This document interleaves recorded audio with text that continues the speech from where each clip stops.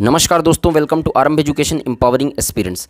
देखिए, आज हम लोग करंट अफेयर्स के इंपॉर्टेंट टॉपिक के बारे में डिस्कस करने वाले हैं कि आपके पेपर के दृष्टिकोण से करंट अफेयर्स के लिए कौन कौन सा सिलेक्टेड टॉपिक आपको पढ़ना चाहिए।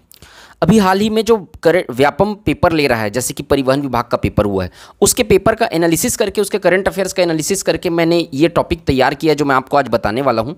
आप देखिएगा कि इससे बाहर क्वेश्चन नहीं जाएगा आपके पेपर में, क्योंकि यहीं से बार बार क्वेश्चन पूछता है व्यापम इन्हीं टॉपिक से। तो मैं पूरे पेपर का एनालिसिस करके किस तरीके के क्वेश्चन व्यापम पूछ सकता है, इसके बारे में, उन टॉपिक के बारे में आपको बताऊंगा। इन टॉपिक के बारे में आप अच्छे से तैयार कर लीजिएगा, इसके बाहर आपको नहीं पढ़ना पड़ेगा। इसके अलावा मैं ये भी आज डिस्कस करेंगे कि कितने महीने का करंट अफेयर्स कहाँ तक आपको कवर करना चाहिए। तो एंड तक वीडियो को जरूर देखिएगा। अगर चैनल पे नए हैं तो चैनल को सब्सक्राइब करिएगा, टेलीग्राम चैनल जरूर ज्वाइन करिएगा, वीडियो को लाइक जरूर करिएगा। वीडियो को शुरू करते हैं, चलिए। फर्स्ट सबसे इंपॉर्टेंट टॉपिक है आपका पेरिस ओलंपिक। पेरिस ओलंपिक में कौन सा देश सबसे ज़्यादा पदक तालिका में फर्स्ट नंबर पे कौन सा देश था, सेकंड नंबर पे कौन सा देश था, उसमें भारत का स्थान क्या है। टॉप 3 पढ़ लेना, टॉप 3 कंट्री कौन कौन सा था, और भारत का वहाँ पर स्थान जरूर पढ़ना। भारत से कौन कौन पदक जीते हैं, कौन ब्रॉन्ज मेडल जीता है, कौन सिल्वर मेडल जीता है, कितने लोग पदक जीते हैं, वो सब खिलाड़ी कौन कौन से राज्य से बिलोंग करते हैं, किस खेल में पदक जीता गया है, ये सब बिल्कुल याद रखिएगा। कितनी महिला खिलाड़ियों ने पदक जीता है, यहाँ से क्वेश्चन बिल्कुल मिलेगा, 100% श्योर है। पेरिस ओलंपिक से एक क्वेश्चन रहेगा, आप देखिएगा पेपर में, ठीक। तो पेरिस ओलंपिक को तैयार कर लीजिएगा। कौन से क्रम का ओलंपिक है, अगला ओलंपिक कहाँ होने वाला है, ये सब भी याद रखिएगा, है ना, पेरिस ओलंपिक से संबंधित। इसके आगे आप देखेंगे मंत्रिमंडल। अभी वर्तमान में आप जानते हैं कि लोकसभा का चुनाव भी हुआ है और विधानसभा का चुनाव भी हुआ है। तो जो नया मंत्रिमंडल गठित हुआ है, वहाँ से बिल्कुल आपको क्वेश्चन देखने के लिए मिलेगा। केंद्र सरकार में ज़्यादा इंपॉर्टेंट है, क्योंकि केंद्र सरकार का चुनाव अभी अभी हुआ है, और राज्य सरकार से भी मंत्रिमंडल से सवाल आ सकता है। इसके अलावा आप छत्तीसगढ़ के प्रशासन को अच्छे से पढ़ के जाइएगा, क्योंकि नया विधानसभा चुनाव हुआ है। अभी परिवहन विभाग की अगर बात करेंगे तो परिवहन विभाग के पेपर में छत्तीसगढ़ का निर्वाचन आयुक्त कौन है करके, नवीन निर्वाचन आयुक्त करके पेपर में आया हुआ था। तो यहाँ पर से एडमिनिस्ट्रेशन से करंट अफेयर्स में कनेक्ट करके क्वेश्चन पूछ रहा है। तो आप न सिर्फ मंत्रिमंडल को पढ़िएगा, बल्कि कितना कांग्रेस को कितना वोट मिला, बीजेपी को कितना वोट मिला। एक चीज़ मैं आपको बहुत इंपॉर्टेंट विशेष रूप से बता रहा हूँ, कितने महिला विधायक हैं। फिर से रिपीट कर रहा हूँ, कितने महिला विधायक छत्तीसगढ़ में हैं, ये वाला क्वेश्चन बिल्कुल पढ़ के जाना आप लोग, ठीक। सब मंत्रियों का डिपार्टमेंट कौन सा मिला है, ठीक, कितने मंत्री गठित किए गए, कितने मंत्री हैं छत्तीसगढ़ सरकार में, और वो सब मंत्री जो हैं उनका विधानसभा क्षेत्र कौन सा है, याद रखना है अच्छे तरीके से।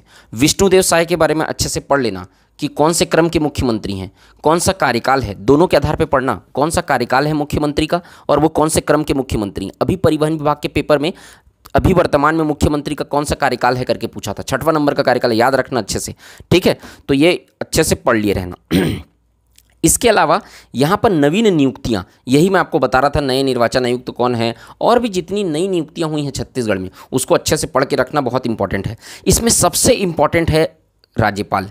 ये कौन से क्रम का, अभी वर्तमान में नए राज्यपाल की नियुक्ति हुई है छत्तीसगढ़ में, उन राज्यपाल का क्रम कौन सा है, ठीक है। इसके अलावा छत्तीसगढ़ में कितने राज्यपाल अभी तक नियुक्त हुए हैं, ठीक, अभी तक कितने कार्यवाहक राज्यपाल नियुक्त हुए हैं, अभी वर्तमान राज्यपाल कौन से क्रम के हैं, वो इससे पहले कौन से स्टेट में थे, वो राज्यपाल का बिल्कुल एकदम पढ़ के रखना डिटेल। 100% मैं बता रहा हूँ, ये राज्यपाल से क्वेश्चन और ये पेरिस ओलंपिक, दो बहुत इंपॉर्टेंट क्वेश्चन है, ये राज्यपाल वाला और पेरिस ओलंपिक, यहाँ से बिल्कुल आपको क्वेश्चन देखने के लिए मिलेगा, ठीक है। अभी नई नियुक्ति हुई, क्योंकि और नई नियुक्ति जब भी राज्यपाल की हुई है और वो जब भी पेपर हुआ है उस साल, उस पेपर में उस राज्यपाल से संबंधित क्वेश्चन व्यापम पूछा ही है। इसलिए राज्यपाल को एकदम अच्छे से याद करके रखना कि कहाँ से बिलोंग करते हैं, इसके पहले कौन से राज्य में थे, वो सब।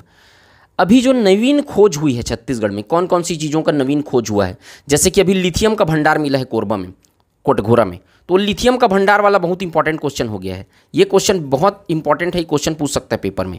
और इसके अलावा कोई खनिज अगर नया खोजा गया है, कोई जलप्रपात अगर नया खोजा गया है, कोई और भी चीज़ अगर नई खोजी गई है, तो उसके बारे में बिल्कुल पढ़ लेना एक बार, ठीक। तो वो नवीन खोज से संबंधित चीज़ें पेपर में आप पूछी जाती हैं। इसके अलावा व्यापम का फेवरेट क्वेश्चन है पर्वतारोही।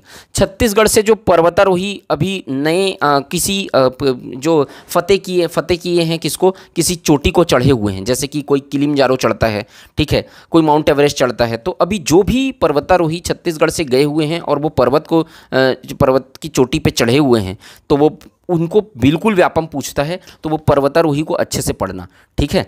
इसके अलावा राज्य अलंकरण, अब आप बोलोगे कि राज्य अलंकरण तो राज्योत्सव के समय दिया जाता है, तो बिल्कुल सही बात है, राज्योत्सव के समय दिया जाता है, लेकिन राज्य अलंकरण से क्वेश्चन बनता है। जैसे कि गुंडाधुर सम्मान अभी परिवहन पेपर में आया था, परिवहन विभाग के, कि गुंडाधुर सम्मान किस क्षेत्र में दिया जाता है, तो उसी तरीके से वो गुंडाधुर सम्मान किस क्षेत्र में दिया जाता है, स्टैटिक पोर्शन हो गया, लेकिन गुंडाधुर सम्मान किसको मिला है, वो करंट अफेयर्स के क्वेश्चन के अंतर्गत आता है। तो राज्य अलंकरण पढ़ के जाना, जिस जिस क्षेत्र में गुंडाधुर सम्मान, पंडित रविशंकर शुक्ल सम्मान, पंडित सुंदरलाल शर्मा सम्मान किस क्षेत्र में दिया जाता है और किसको मिला है, एक बार नजर मार लेना, यहां से क्वेश्चन पूछता है व्यापम। इसके अलावा पद्मश्री, पद्मश्री को मत छोड़ना, पद्मश्री जिसको भी मिला है अच्छे से पढ़ लेना छत्तीसगढ़ से इस साल, ठीक, तो याद रखिएगा पद्मश्री को मत छोड़ना। इसके अलावा खेल वाला जो टॉपिक है, वो खेल तो आपके सिलेबस में लिख के दिया है, तो खेल को तो पढ़ना ही है। जैसे छत्तीसगढ़ क्रिकेट प्रीमियर लीग हुआ इस बार, तो उसके बारे में अच्छे से पढ़ लेना, और भी खेल छत्तीसगढ़ में हुए हैं उसके बारे में पढ़ लेना, क्योंकि ये मेंशन ही है। वैसे इंपॉर्टेंट नहीं रहता खेल उतना, एक आध क्वेश्चन पूछ देता है तो पूछ देता है, लेकिन बात ये है कि आपका अभी इसको मेंशन करके दिया है आपके सिलेबस में, तो इसको अच्छे से पढ़ के जाना भाई। और जीआई टैग, अभी हाल ही में परिवहन विभाग के पेपर की जो मैं बात कर रहा हूँ उसमें जीआई टैग के बारे में पूछा है, बेमेतरा जिला में कौन सी पक्षी जीआई टैग मिला है उसको और कौन सी पक्षी देखी गई है, तो उसके बारे में। तो छत्तीसगढ़ में ये तो जीआई टैग क्या होता है और जीआई टैग किस किस चीज़ों को मिला है छत्तीसगढ़ में अभी तक, उन सब के बारे में पढ़ लेना। अभी नया जीआई टैग किसको मिला है, किस फसल को मिला है ना, वो सब पढ़ लेना। किस धान की किस्म को मिला है वो पढ़ लेना। तो ये सब चीज़ जीआई टैग आप अच्छे से पढ़ के जाना, व्यापम पूछते रहता है इन लोगों को, ठीक है। तो मैंने 8 टॉपिक आपको बताए हैं, ये 8 टॉपिक से बाहर क्वेश्चन नहीं जाएगा ऐसा मेरा पूरा भरोसा है। तो आप इन 8 टॉपिक को एकदम अच्छे से पढ़ना, और अगर आप अगला टॉपिक कोई पढ़ना चाहते हो इसके अलावा भी, तो वो भी आप पढ़ सकते हो। अब हम लोग देखते हैं कि कितने मंथ का करंट अफेयर्स पढ़ना है।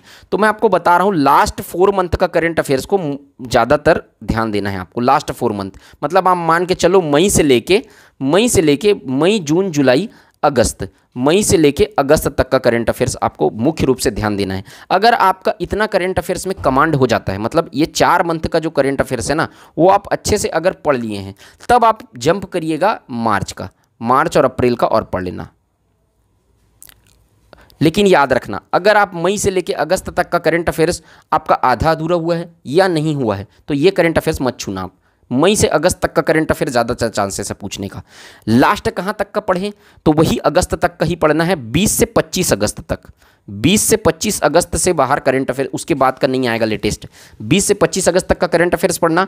और अगर आप पढ़ना चाहते हो और लेटेस्ट आ जाता है, एक आध बार तो आया है, मैं जानता हूँ कमेंट आएगा ऐसे ही कि एक बार आया है सर, हाँ ठीक है आया है, तो आप एक काम कर लेना, केवल पेपर पढ़ लेना, न्यूज़पेपर, उससे बाहर नहीं जाता है करंट अफेयर्स। उसके बाद का न्यूज़पेपर वाला जो मेन चीज़ है, न्यूज़पेपर का कटिंग, वो सब देख लेना, या फिर न्यूज़पेपर में जो करंट अफेयर्स पढ़ता है उसके अलावा नहीं जाएगा। एक आध क्वेश्चन के लिए आपको बहुत ज़्यादा माथापच्ची करने का जरूरत नहीं है, समझ में आया। 5 क्वेश्चन आपका करंट अफेयर्स का आने वाला है, उसमें आपका 4 नंबर भी स्कोर कर सकते हैं। हालांकि ये फोकट का नंबर रहता है, इसमें पूरा में पूरा स्कोर करना है आपको, और इतना टॉपिक कर लिए तो आपका पूरा में पूरा स्कोर हो जाएगा। लेकिन 10 दिन 15 दिन एक आध किस्मत खराब रहता है तो एकदम पास का ही करंट अफेयर्स पूछ देता है। उसके चक्कर में आप इतने को मत छोड़ना, पहले आप ये कर लो अच्छे से मई से अगस्त तक का। इसके अलावा आपके पास समय बचता है तो आगे पीछे करना, नहीं तो फिर इतना ही करके जाना आप। मेरी सलाह तो ये रहेगी, ठीक है। तो यही जानकारी आपको मुझे देनी थी कि करंट अफेयर्स के इंपॉर्टेंट टॉपिक मैंने बता दिए आपको, इतना ज़रूर पढ़ के जाइएगा। अगर वीडियो अच्छा लगा होगा और बताइएगा कि आपको और किस टॉपिक के बारे में, किस सब्जेक्ट के बारे में इंपॉर्टेंट टॉपिक का वीडियो चाहिए। और बाकी टॉपिक के बारे में तो मैं बनाया ही हुआ हूँ, अगर सब लोग प्लेलिस्ट में जाके देख लेना भाई, बाकी टॉपिक का अगर देखना है तो बाकी सब्जेक्ट का भी मैंने बनाया हुआ है इंपॉर्टेंट टॉपिक का, ठीक है। तो आज के वीडियो में सिर्फ इतना ही, मिलते हैं नेक्स्ट वीडियो में। अगर वीडियो अच्छा लगा होगा तो वीडियो को लाइक कर दीजिएगा, चैनल को सब्सक्राइब कर दीजिएगा। मिलते हैं नेक्स्ट वीडियो में, तब तक के लिए जय हिंद, वंदे मातरम।